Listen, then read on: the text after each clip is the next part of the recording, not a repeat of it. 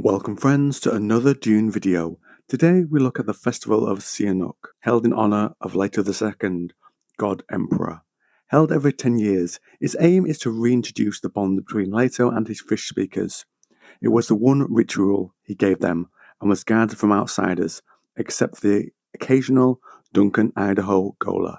The roots of this ceremony go further back and can be found in the Zensuni ritual of Siaynoq, and has been practiced by them since then.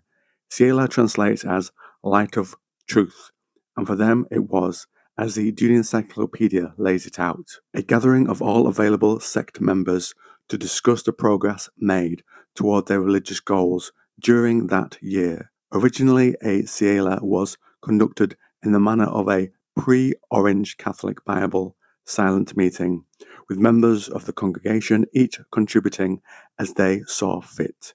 As the Zensuni became more numerous, however, and after their repeated forced migrations, the ritual changed. The bulk of the gathering would listen to their Saidina or Elema hold forth on their subject. The ceremony evolved and became the source of the Fremen Tau orgy, which helped bond the tribe. These foundations led to the feast, with the idea being similar. A bond will be made between Leto and his Fishspeakers. Spice melange, like in the orgy, is taken, but in a greatly reduced amount.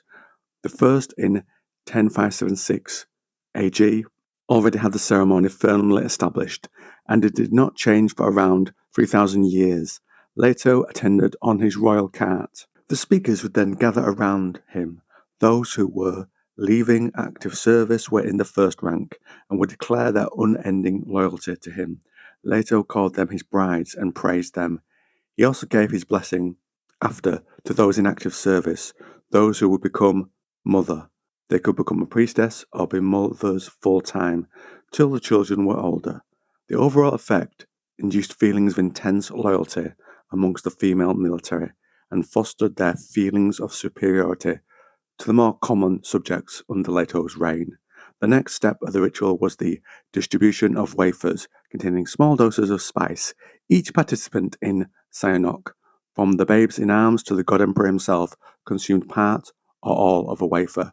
This ritual ingested material tied Siennok to the older Fremen ritual and was the reason for it being referred to as the Feast of Leto. These wafers were then used to create a sense of oneness amongst the Fishspeakers. Then Leto would produce the knife of his father and of the Fremen Mahdi, and held it high. He spoke to the Fishspeakers, his own voice more subdued than it had been. The talisman of our lives, he called it.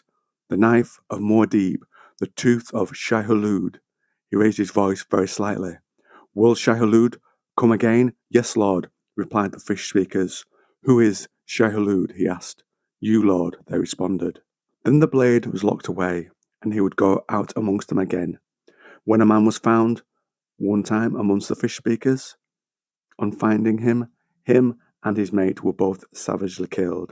So you can see there's very little tolerance from the Fishspeakers to that male intrusion into their environment. The ceremony changed little as the ranks of the Fishspeakers grew, but one thing did. As the ranks grew, only the Fishspeakers stationed on Arrakis would be able to attend, and 3 from an off-world garrison, but the chamber was always filled to capacity. The festival itself was held every 10 years, but ended when the God Emperor fell. But even then, a version carried on, as the Dune Encyclopedia explains it. The ceremony now involved the adoration of the God Emperor's spirit, as opposed to his person. It was celebrated amongst the remnants of the dispersed Fishspeakers. The new ritual was especially popular amongst retired Fishspeakers who had been stationed on Arrakis, and was believed to have been invented by a former member of Leto's Citadel Guard. Without the God Emperor himself as a focal point for worship, Siennok could not long endure. It had become an empty gesture and had completely disappeared within a generation of Leto falling. But what about this festival city on? Well, it was designed and constructed from a commission Leto made.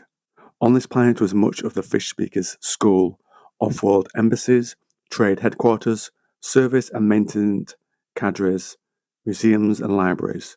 But these facilities took up less than 10% of the planet. Due to its purpose, the city was a gigantic plaza with balconies and standing platforms for hundreds of thousands. And if you're important, you could get an Ixiant projector to show you the event directly from your home. Leto had a stage that would lift him into the air. No one was tested for weapons, as the event itself was a test of faith. When holding the festival, most of the city was shut down, except for a garrison of Fishspeakers, who were kept on hand.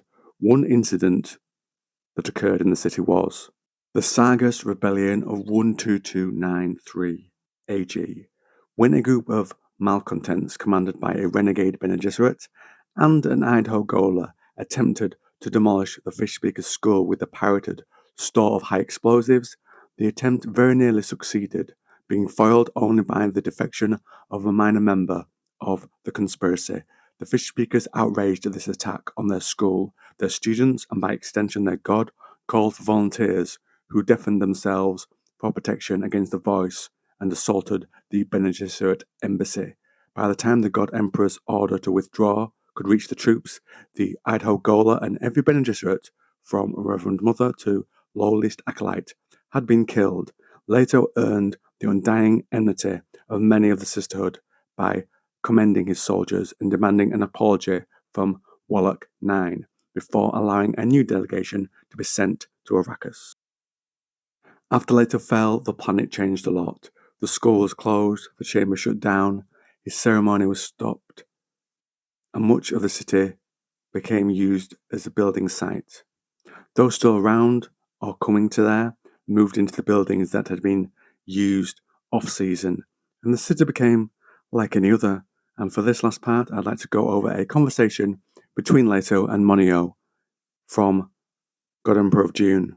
Monio served Leto, and this dialogue will offer a little insight into what the point of this festival was. The ritual is Siennok, the feast of Leto. It is the adoration of my person in my presence. An ancient ritual? It was with the Fremen before they were Fremen, but the keys to the festival's secrets died with the old ones. Only I remember now. I recreate the festival in my own likeness and for my own ends. Then the museum Fremen do not use this ritual? Never. It is mine and mine alone. I claim eternal right to it because I am that ritual. It is a strange word, Lord. I have never heard its like. It has many meanings, Monio. If I tell them to you, will you hold them secret? My Lord commands. Never share this with another, nor reveal to the Fishspeakers what I tell you now. I swear it, Lord. Very well. Siaqnoq means giving honor to ones who speak with sincerity. It signifies the remembrance of things which are spoken with sincerity. But Lord, doesn't sincerity really mean that the speakers has faith in what is said? Yes, but Siennok also contains the idea of light, at that which reveals reality. You continue to shine light on what you are. Reality? That is a very ambiguous word, Lord. Indeed, but Siennok also stands for fermentation, because reality, or the belief that you know a reality, which is the same thing, always sets up a ferment in the universe. All of this in a single word, Lord? And more. Siennok also contains the summoning to prayer and the name of the recording angel, Siaqnoq, who interrogates the newly dead. A great burden for one word, Lord. Words can carry any burden we wish. All that's required is agreement and a tradition upon which to build. Monio even added his own meanings to the word. It means mystery and prestige. It means power.